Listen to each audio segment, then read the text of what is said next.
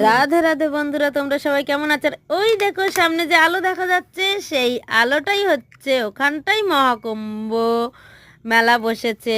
আর আমরা তো ট্রেনে তখন যাচ্ছিলাম দেখে ভিডিওটা করলাম। আর এই যে ট্রেন থেকে নেমে গেছি দেখো। আর আমাদের যে সঙ্গীরা ছিল তারাই তো ট্রেন থেকে সবাই নেমে গেছে।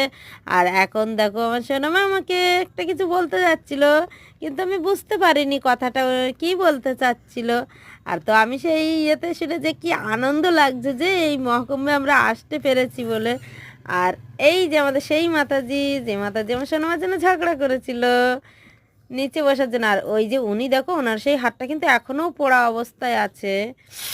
আর আমরা যেহেতু যাচ্ছি, আর আমার মা তো বকা দিচ্ছিল।